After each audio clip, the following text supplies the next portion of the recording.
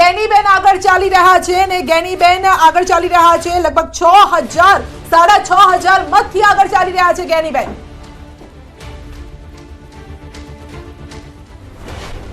લોકસભાની ચૂંટણીની જે મતગણતરી છે પ્રારંભ થઈ ચૂકી છે ત્યારે આપણે બતાવ્યું એમ કે સૌપ્રથમ જે છે બેલેટ પેપરથી જે સેક્ટર છે બેલેટ પેપરનું સેક્ટર અલગ હતું ત્યારે ઈવીએમ મશીનનું છે એ પણ સેક્ટર અલગ હતું અને એ રીતે જે મતગણતરી શરૂ થઈ છે અને લગભગ પહેલો રાઉન્ડ પતવામાં આવ્યો છે અને આપણી સાથે જે ગેનીબેન જે કોંગ્રેસના ઉમેદવાર છે એમને પૂછવા માંગ્યું છે બેન હાલ તબક્કે જે રીતે પ્રથમ રાઉન્ડ પત્યો છે અને હાલ તબક્કે જે ગણતરી ચાલી રહી છે કેવી રીતે ચાલી રહી છે અને શું પરિણામ જોવા મળી રહ્યા છે? સરસ રીતે શાંતિમય વાતાવરણની અંદર મતગણતરી ચાલુ છે।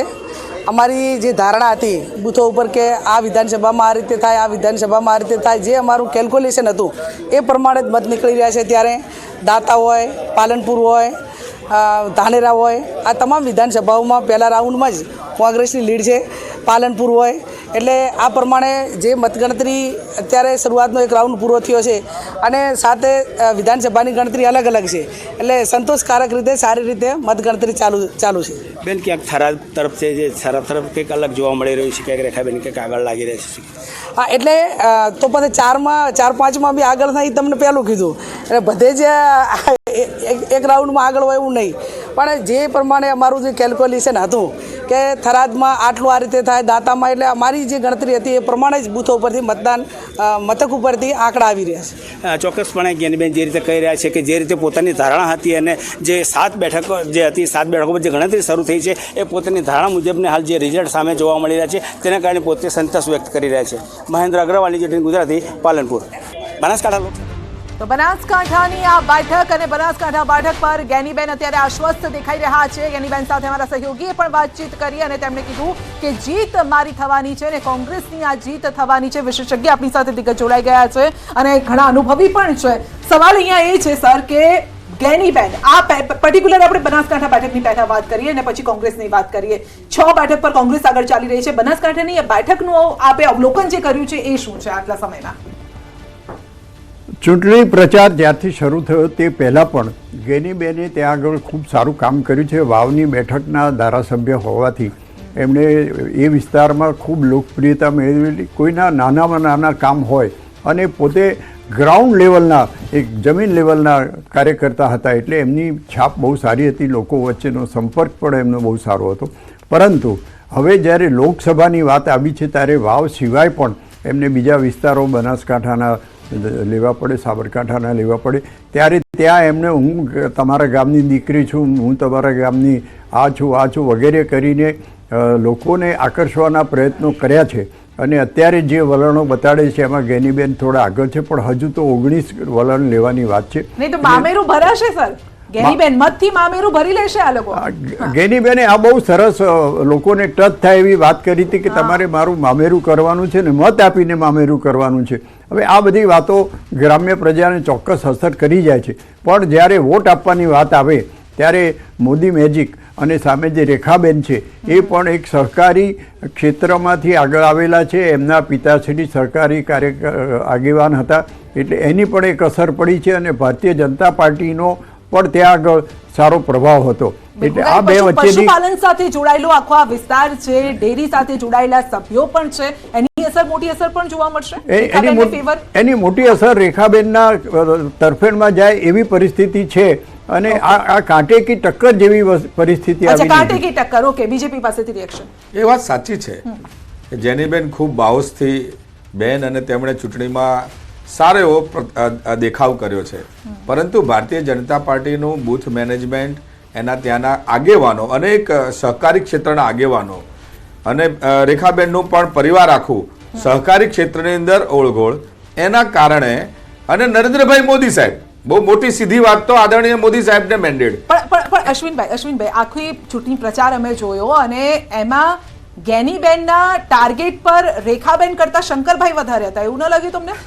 સ્વાભાવિક છે એ બને અને એટલા માટે સૌએ સાથે રહીને ભારતીય જનતા પાર્ટીના કાર્યકર્તાઓએ આ સીટ ઉપર ખૂબ મહેનત કરી છે। મેં કહ્યું એમ ગેનીબેને એક સારો દેખાવ કરી શક્યા છે કોંગ્રેસની અંદર, એ આપણે સ્વીકારવું પડે, પરંતુ જીત ભારતીય જનતા પાર્ટીની થવાની છે। આનાથી ઉત્તમ શું હોઈ શકે ગણપતભાઈ કે ભાઈ આપના હરીફ છે એ પણ તમારા ઉમેદવારની જો તારીફ કરતા હોય, કારણ કે ટક્કર તો કાંટેની એ પણ કહી રહ્યા છે કે ના સારો દેખાવ તો કર્યો છે એમણે. એ એક્સેપ્ટ કરવાની સચ્ચાઈ એક્સેપ્ટ કરવાની જગ્યા તો અમારામાં છે ને એમના છે. એવું નહીં, સચ્ચાઈ તો જે છે કોઈ ઠુકરાવી નથી શકતા. સાહેબ શ્રી વિશ્લેષ સાહેબે પણ કીધું જે મહેનત કરી છે ગેનીબેને, જ્યાં એમની વિધાનસભા 5 થી 6 હોય અને ગેનીબેનની એક જ વિધાનસભા હોય અને એની સામે ફાઇટ કરવું એટલે લોખંડના ચના ચબાવવા બરાબર વાત. પણ ગેનીબેને જે મામેરું ભર્યું, જે લોકો હર્ષના આંસુઓ એમની સામે આવ્યા, ગેનીબેન ખરેખર એક એવી મહિલા આખા ગુજરાતમાં કહી શકીએ તો હું સેકન્ડ ઇન્દિરા. એના માટે પ્રિયંકાબેનને પણ આવીને કહેવું પડ્યું, હનુમાનજીના દર્શન કરવા માટે, અમ્મા અંબાના દર્શન કરવા માટે અમારા કોંગ્રેસના પ્રિયંકાબેનને પણ ગયા અને ગેનીબેને જય બજરંગ બોલી કરીને જે શરૂઆત કરી છે, જે એમના માતાનું મઠ સામે માથું ટેકીને જે શરૂઆત કરી છે તેનું પરિણામ પોઝિટિવમાં આવશે.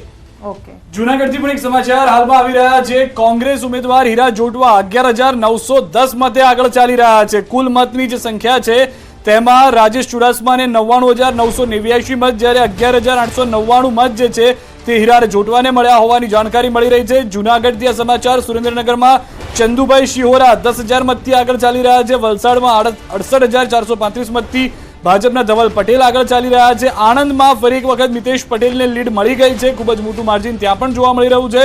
પેટા ચૂંટણીની વાત કરીએ, અર્જુનભાઈ મોઢવાડિયા 10,675 મતથી આગળ ચાલી રહ્યા છે અને જામનગર બેઠકની જે વાત કરી રહ્યા હતા ત્યાં પણ 6700 મતની લીડ પૂનમબેન માડમે લઈ લીધી છે. અને ક્ષત્રિય આંદોલનની જે ચર્ચા વારંવાર થઈ, અલગ અલગ જગ્યાએ થઈ, તે રાજકોટથી ભાજપના ઉમેદવાર પરસોત્તમ રૂપાલા 54,172 મતથી આગળ ચાલી રહ્યા છે. દીવ દમણમાં મોટો ઉલટફેર પણ સર્જાઈ શકે છે. અહીંયા ના કોંગ્રેસ ના બીજેપી, અહીંયા અપક્ષ આગળ ચાલી રહ્યા છે. અપક્ષના જે ઉમેદવાર છે ઉમેશભાઈ પટેલ, તેઓ આગળ ચાલી રહ્યા છે અને 3,000 થી વધુ મતથી તેઓ આગળ ચાલી રહ્યા છે. ખેડામાં ફરી એક વખત દેવસિંહ અહીંયા ખેડા બેઠક જીતે તો પણ નવાઈ નહીં, કારણ કે જે લીડ છે એ મોટી લીડ અહીંયા જોવા મળી રહી છે.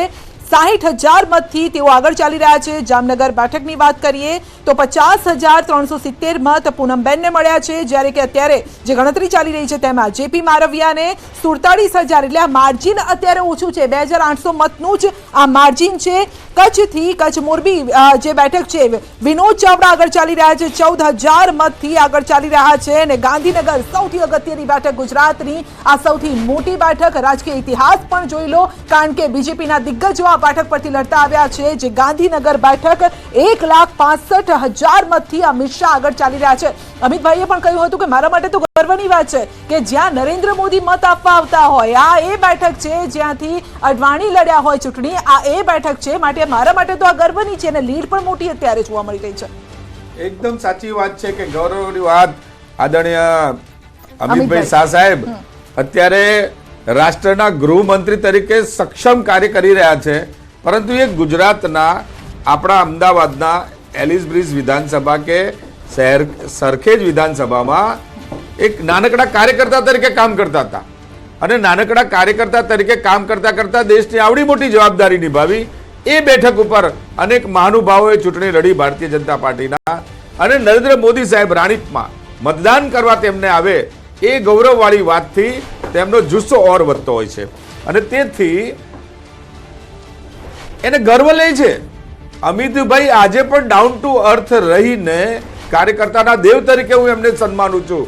એ જ્યારે આવે ત્યારે સૌ કાર્યકર્તામાં એક હલનચલન થતી હોય છે, વાઇબ્રેશન આવતું હોય છે. એવા એ અમિતભાઈને આ બેઠક ઉપર જંગી લીડ આવે એનું ગૌરવ થાય. સરદાર વલ્લભભાઈ પટેલના માર્ગે એટલા મોટા કાર્યો કરી ચૂક્યા છે. 370 હટાવી સામાન્ય વાત નહોતી. લોહીનું એક પણ ટીપું વહાયા વગર એમણે આ કાર્ય કરી બતાવ્યું છે. એ દેશ માટે અમર થઈ ગયા છે, પણ હજુ ઘણું કરવાનું છે. તો સાબરકાંઠાથી મહત્વની જાણકારી, મોટા ઉલટફેરની જાણકારી મળી રહી છે કે જ્યાં આગળ ડોક્ટર તુષાર ચૌધરી જે આગળ ચાલતા હતા તે હવે પાછળ ચાલી રહ્યા છે. 4,302 મતથી શોભનાબેન બારૈયા આગળ ચાલી રહ્યા છે.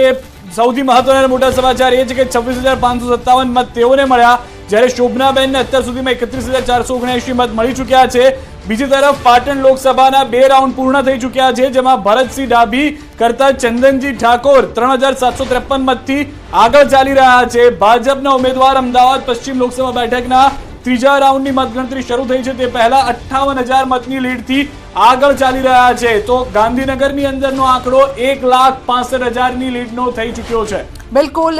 તો ધવલ પટેલ પણ આગળ ચાલી રહ્યા છે. 76,000 એટલે કે 70,000થી વધુ આ મત 1 લાખ સુધી નજીકમાં જ પહોંચી જશે તેવી આશા બીજેપી પણ સેવી રહી છે. પરંતુ દેશની કેટલીક એવી બેઠકો જે હાઇલાઇટ કરવા જેવી છે તે છે સ્મૃતિ ઈરાની પાછળ ચાલી રહ્યા છે. અમેઠી બેઠક પરથી બીજેપીના સ્મૃતિ ઈરાની પાછળ ચાલી રહ્યા છે, જેમણે રાહુલ ગાંધીને પણ માત આપી હતી અને તે અત્યારે પાછળ ચાલી રહ્યા છે. જ્યારે કે રાહુલ ગાંધી બંને બેઠક જે રાયબરેલી વાયનાડથી તેઓ બંને બેઠક પરથી બે બેઠક પરથી તેઓ જીત્યા છે.